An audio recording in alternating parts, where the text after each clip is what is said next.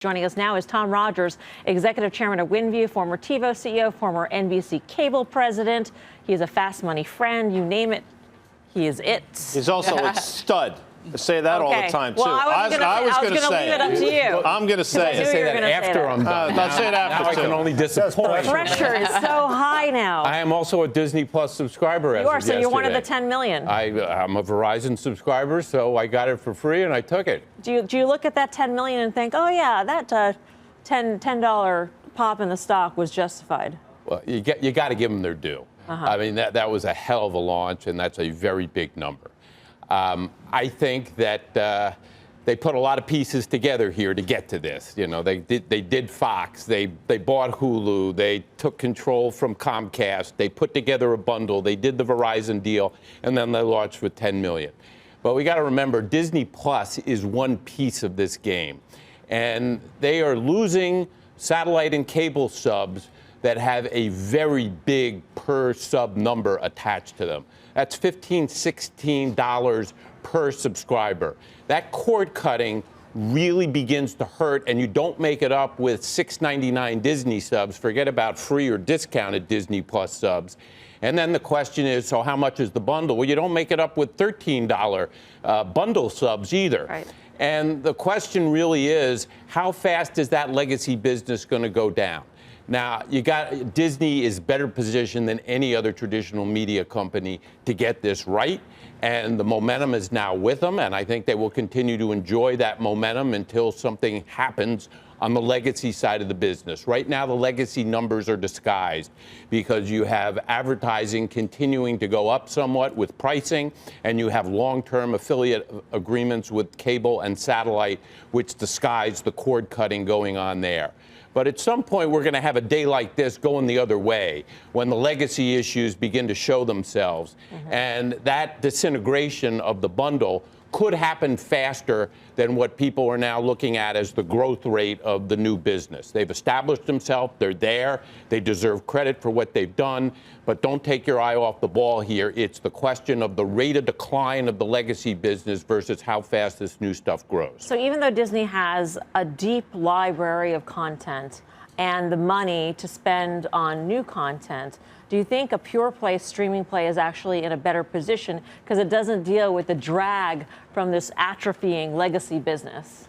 Well, not all pure play streaming plays, but if Netflix is what we're talking about when we say that, no doubt better positioned because it has a huge head start. It has a $15 billion programming budget, over half of which is original programming compared to about a $2 billion original programming Disney budget. Disney, I think, is going to have to really invest much more significantly in Hulu with original programming than what they've shown yet, particularly for the international piece of that business. Remember, Hulu is going to lose the Comcast NBC content. Fox is not really producing original content of this ilk anymore.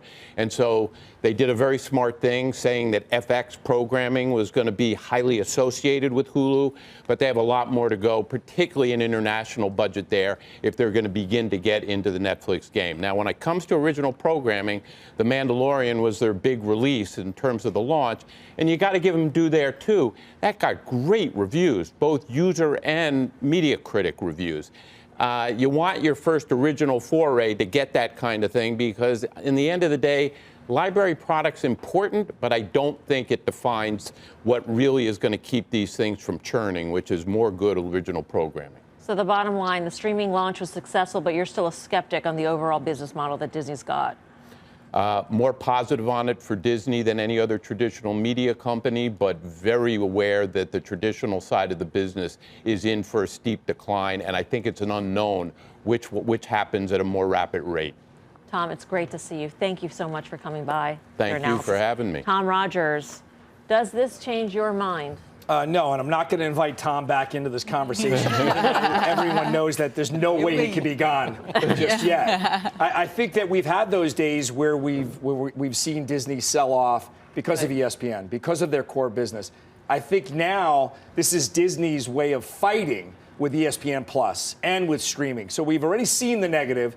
Now it's about changing a little bit of the perception to be more positive, and I think that's the stage we're in now. Yeah, Guy. We said for a while, I mean, the stock is set up to push towards its all-time highs. That's effectively what happened in 4 or 5 hours today. We're here on 6 times normal volume. Now, to buy it here, in my opinion, you're betting that the market's going to continue to go higher and there's going to be this new flood of capital into the name. I think that's a big bet to make.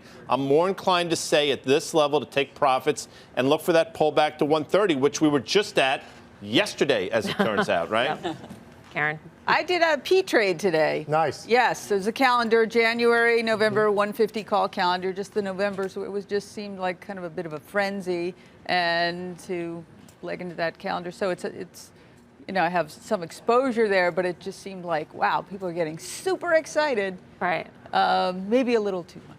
And Mel, to that point, I think when Tom brings up a great point, which is the traditional side and the money they'll be losing from that and replacing with this, but it's not really 10 million.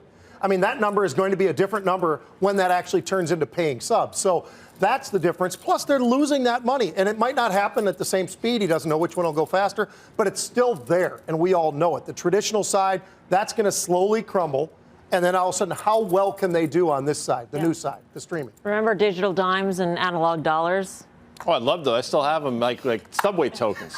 And remember the Garden State Parkway? We used to have to throw the little things in. I do remember the tokens, though. But to that point, you're switching the legacy ones, which are more money, for the digital subscribers, which are less. But good for them for recognizing our business is in a structural tectonic plate move. We got to address it, and they did. Yep. In a huge way.